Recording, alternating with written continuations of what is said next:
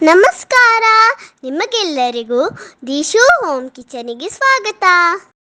ಬೆಳಿಗ್ಗೆ ಎದ್ದ ತಕ್ಷಣ ಯಾವುದೇ ಚಿಂತೆ ಇಲ್ಲದೆ ತುಂಬ ರುಚಿಯಾದ ಮತ್ತು ಹೆಲ್ದಿಯಾದ ಬ್ರೇಕ್ಫಾಸ್ಟ್ ನಿಮಗೆ ಬೇಕು ಅಂತ ಇದ್ದರೆ ಖಂಡಿತವಾಗಿಯೂ ಈ ರೆಸಿಪಿನ ನೀವು ಟ್ರೈ ಮಾಡ್ಬೋದು. ಥಟ್ ಅಂತ ಈ ರೆಸಿಪಿನ ನಾವು ತುಂಬಾ ಈಸಿಯಾಗಿ ಮಾಡ್ಕೋಬಹುದು. ಹಾಗಾದರೆ ಬನ್ನಿ ಈ ರೆಸಿಪಿನ ಹೇಗೆ ಮಾಡೋದು ಅಂತ ನಾವು ನೋಡೋಣ. ಇಲ್ಲಿ ನಾನು 1 ಕಪ್ ರವೆ ತಗೊಂಡಿದ್ದೀನಿ. ಬಾಂಬೆ ರವೆ ಇರುತ್ತೆ ನೋಡಿ, ಆ ರವೆನ ನಾನಿಲ್ಲಿ ತಗೊಂಡಿದ್ದೀನಿ. ಇದಕ್ಕೆ ನಾವೀಗ ಮುಳುಗುವಷ್ಟು ನೀರು ಹಾಕಿ ಒಂದು 15 ನಿಮಿಷಗಳವರೆಗೂ ರೆಸ್ಟ್ ಮಾಡಲಿಕ್ಕೆ ಇಡಬೇಕು. ಇದರಿಂದ ರವೆ ತುಂಬ ಸಾಫ್ಟಾಗಿ ಬರುತ್ತೆ.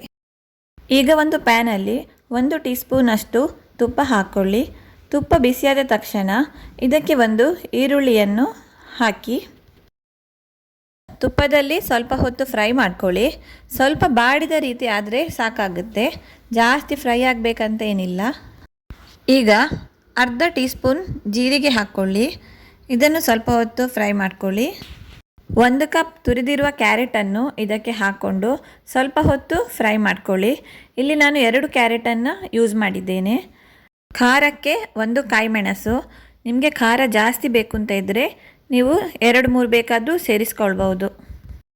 ನಾವು ಇದನ್ನು ಗ್ರೈಂಡ್ ಮಾಡಲಿಕ್ಕಿರೋದ್ರಿಂದ ಸ್ವಲ್ಪ ಹೊತ್ತು ಫ್ರೈ ಮಾಡಿದರೆ ಸಾಕಾಗುತ್ತೆ, ಜಾಸ್ತಿ ಏನಿದು ಬೇಯೋದೆಲ್ಲ ಬೇಕಾಗಿಲ್ಲ. 5 ನಿಮಿಷ ಇದನ್ನು ತಣ್ಣಗಾಗಲಿಕ್ಕೆ ಹಾಗೆ ಬಿಟ್ಬಿಡಿ. ತಣ್ಣಗಾದ ನಂತರ ಒಂದು ಮಿಕ್ಸಿ ಜಾರಿಗೆ ಇದನ್ನು ಹಾಕ್ಕೊಳ್ಳಿ. ನೆನೆಸಿಟ್ಟಿರುವ ರವೆ ನೋಡಿ ತುಂಬ ಸಾಫ್ಟಾಗಿ ನೆಂದಿದೆ. ಇದರ ನೀರನ್ನು ನಾವೀಗ ಸಪ್ರೇಟ್ ಮಾಡಿಕೊಳ್ಳುವ. ಗ್ರೈಂಡ್ ಮಾಡಲು ಇದರ ನೀರು ನಮಗೆ ಬೇಕಾಗಿಲ್ಲ, ಬೇಕಿದ್ದರೆ ಮತ್ತೆ ನೋಡಿಕೊಂಡು ಹಾಕ್ಕೊಳ್ಳುವ. ಈಗ ಎಲ್ಲ ರವೆನ ಅದೇ ಮಿಕ್ಸಿ ಜಾರಿಗೆ ಹಾಕ್ಕೊಂಡು ಒಂದು ಅರ್ಧ ಚಮಚ ಅರಶಿನ ಹಾಕ್ಕೊಂಡು ಸ್ವಲ್ಪ ರುಚಿಗೆ ತಕ್ಕಷ್ಟು ಉಪ್ಪು ಹಾಕ್ಕೊಂಡು ತುಂಬ ಸಾಫ್ಟಾಗಿ ಇದನ್ನು ಗ್ರೈಂಡ್ ಮಾಡಿ. ರವೆ ನೆಂದಿರೋದ್ರಿಂದ ಅದರಲ್ಲಿ ನೀರಿನಂಶ ಇರುತ್ತೆ. ಹಿಟ್ಟನ್ನು ಸಾಫ್ಟಾಗಿ ರುಬ್ಬಿಕೊಂಡು ತನ್ನಿ. ಹಿಟ್ಟು ಕೂಡ ರೆಡಿಯಾಗಿದೆ. ತುಂಬ ದಪ್ಪ ಕೂಡ ಬೇಡ ಮತ್ತು ತೆಳು ಕೂಡ ಬೇಡ, ಈ ಹದಕ್ಕೆ ಇದ್ದರೆ ಸಾಕಾಗುತ್ತೆ. ಈಗ ಕ್ಯಾರೆಟ್ ರವಾ ದೋಸೆ ಮಾಡುವ. ತವ ಇಟ್ಟು ತವ ಬಿಸಿಯಾದ ಹಾಗೆ ಇದರ ಮೇಲೆ ಎಣ್ಣೆನ ಸ್ಪ್ರೆಡ್ ಮಾಡ್ಕೊಳ್ಳಿ. 1 ಸೌಟ್ ಹಿಟ್ಟನ್ನು ಇದಕ್ಕೆ ಹಾಕಿ ಮೆಲ್ಲನೆ ಇದನ್ನು ಸ್ಪ್ರೆಡ್ ಮಾಡಿ. ಗ್ಯಾಸನ್ನು ಲೋ ಫ್ಲೇಮಲ್ಲೇ ಇಟ್ಕೊಂಡು ದೋಸೆ ಮಾಡಬೇಕು.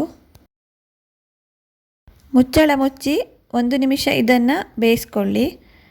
ಸ್ವಲ್ಪ ತುಪ್ಪವನ್ನು ಇದರ ಮೇಲೆ ಸ್ಪ್ರೆಡ್ ಮಾಡಿ ಇನ್ನೊಂದು ಸೈಡ್ ತಿರುಗಿಸಿ ಹಾಕಿ. ಸೂಪರ್ ಟೇಸ್ಟಿಯಾದ ಕ್ಯಾರೆಟ್ ದೋಸೆ ರೆಡಿಯಾಗಿದೆ.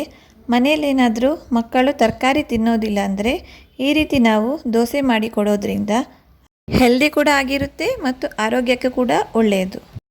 ಇದೇ ರೀತಿ ಉಳಿದ ಹಿಟ್ಟಿಂದ ಕ್ಯಾರೆಟ್ ರವಾ ದೋಸೆಯನ್ನು ಮಾಡಿಕೊಳ್ಳುವ. ಹೆಲ್ದಿಯಾಗಿರುವ ಕ್ಯಾರೆಟ್ ರವಾ ದೋಸೆ ರೆಡಿಯಾಗಿದೆ. ಇದನ್ನು ನಾವು ಚಟ್ನಿ ಸಾಂಬಾರ್ ಜೊತೆ ಸರ್ವ್ ಮಾಡ್ಬೋದು. ದೋಸೆ ಎಷ್ಟೊಂದು ಸಾಫ್ಟ್ ಆಗಿದೆ ನೋಡಿ. ನೀವು ಕೂಡ ಈ ರೆಸಿಪಿನ ಮನೆಯಲ್ಲಿ ಒಮ್ಮೆ ಟ್ರೈ ಮಾಡಿ. ಈ ರೆಸಿಪಿ ನಿಮಗೆ ಇಷ್ಟ ಆದರೆ ಲೈಕ್ ಮಾಡಿ, ಕಮೆಂಟ್ ಮಾಡಿ, ಶೇರ್ ಮಾಡಿ. ಹಾಗೆ ನಮ್ಮ ಚಾನಲಿಗೆ ಸಬ್ಸ್ಕ್ರೈಬ್ ಮಾಡಿ. Thank you for watching.